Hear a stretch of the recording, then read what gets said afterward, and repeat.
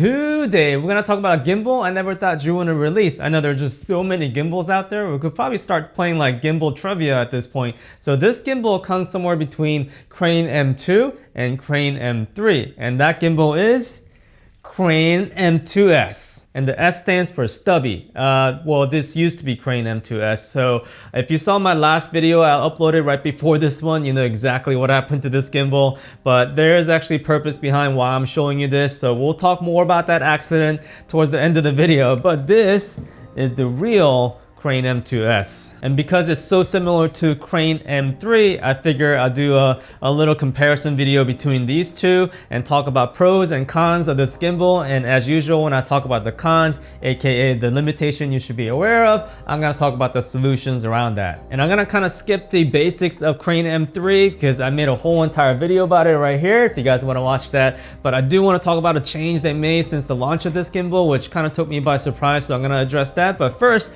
let's compare the size of this two gimbal without the tripod. So this is the top model Crane M3. So it comes with this module that has the 1/2 inch to XLR audio input. So I'm gonna go ahead and take that off. So this is Crane M3.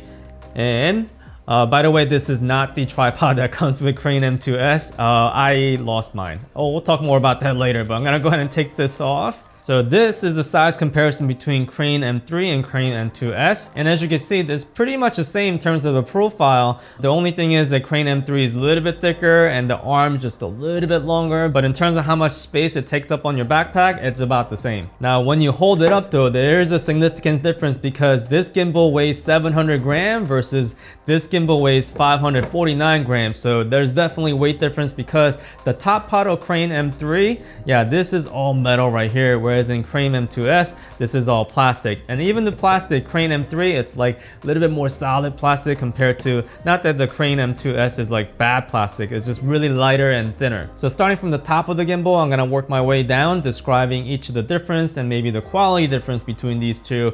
And the main part is gonna be the quick release plate. So the quick release plate for both are the exact same. And this is the update I wanted to do about Crane M3, guys. So initially we knew that this plate here was the original one that comes with Crane M3, but they were also gonna have it so you can request a custom plate according to what kind of camera you had. But that plan seems like it's changed because now you have this optional universal quick release system that doesn't cover the battery door, right? So this much smaller plate, still not Arca Swiss. But this here is an $89 add-on to this gimbal. So I don't know how to feel about that, but because of that, initially when you get the base package, this does become one of the cons of the gimbal, which I'm gonna talk about soon. So that's the quick release plate. And moving down, we have the axis lock. So axis lock on the Crane M3, this is the one that basically locks the gimbal when you're traveling. This is much more robust and does have a texture, so it's easily controlled. Whereas in Crane M2S, this is the same axis lock as the Weebill S. I don't know if you guys remember axis lock from Weebill S. This is probably one of the least favorite thing about my Weebill S was this axis lock. Yeah, it's so slippery and it's not as robust. Moving down is the LCD screen on Crane M3. This is a 1.22 inch LCD screen, whereas in Crane M2S, this is a tiny 0.66 inch OLED screen, which is the exact identical screen from Crane M2. So it's practical, but it's not a touch screen like Crane M3. And the next big difference is gonna be the joysticks of these two gimbals. So Crane M3 has this like game controller feeling precision joystick, whereas in Crane M2S, still the exact same joystick as the Crane M2. So if you wanna do a precise movement of the gimbal, yeah, Crane M3 can give you that movement, whereas in Crane M2S, left, down, right, that spells Hadouken, so I mean it's practical. All right, moving on. So one more button difference is that Crane M3 has this dial that can control some of your camera settings, whereas in Crane M2S does not. They both do have this 1/4 inch expansion port, and they do both have the USB-C cord as the charging option. And right below the charging port is the dial that controls the LED light that comes with Crane M2S, which outside it pretty much looks like Crane M3, but it's really not. So Crane M3 has the bi-color lights, so it supports daylight and tungsten, whereas in Crane M2S, it's only daylight. So this is a 5500 Kelvin light, so 1000 lumens in Crane M2S versus 800 lumens in Crane M3. But on the upside, Crane M3, you can see the actual light status on the LED screen, whereas in Crane M2S, like you kind of have to wonder. So when you turn it on, it starts at like the darkest setting. It's really hard to tell like is the light on or not.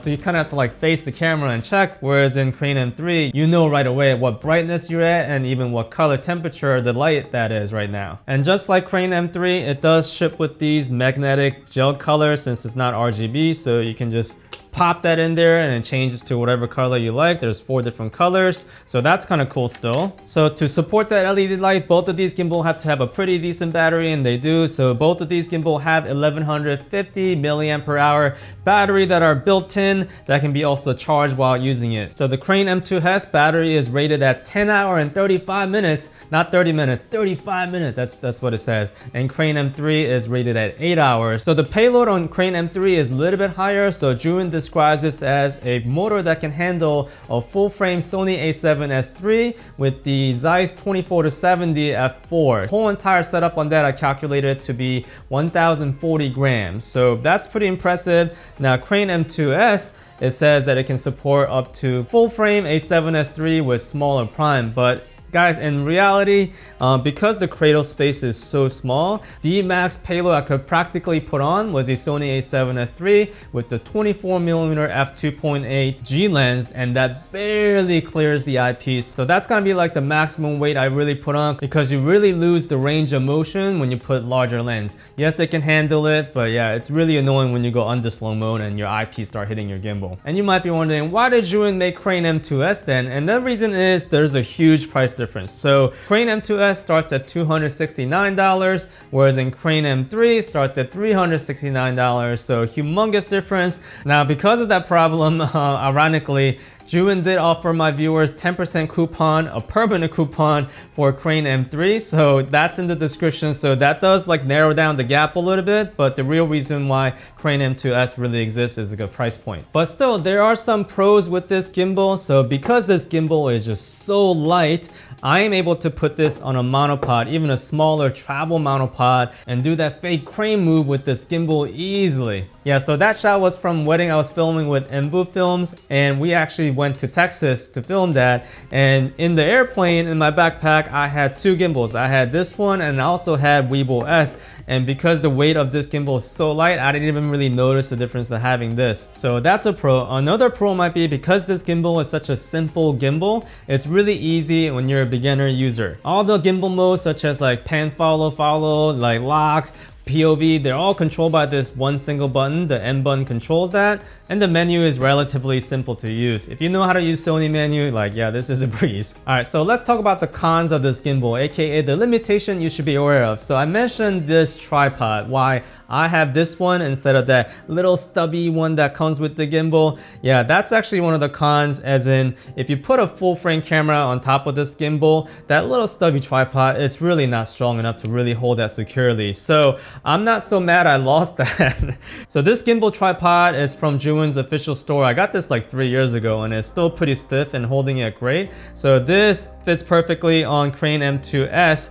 And when I put my full frame camera on top of it, it doesn't feel like it's gonna topple over. So that's one limitation you can get around. And speaking of full frame camera, the arm on Crane M2S and really the Crane M3 too, it's got a little give to it, right? It has a little flex. So when you balance the gimbal, I recommend that you flush the camera against the motor so it has 2 contact points, right? So it's not wiggling around. You'll find that you get much smoother footage if you do that. All right, finally, I get to talk about this. So in case you haven't seen my last video, essentially this gimbal, the first prototype I got to test it out, yeah, it got completely run over by a car, which is good. You know how like each car manufacturer, they do that crash test? Yeah, essentially I have done the crash test for Zhiyun at this point to find out where the weak points are and where the strengths are. And this really showed me where the strengths are. And one of the things I really appreciate is the fact that if you look at the bottom of this tripod, all the legs are like completely broken off, but this part, the 1/4" thread that's underneath this, which I'm always worried about when I'm doing that monopod shot, and that is solid. Another thing that's pretty solid, let me get the top part of the gimbal.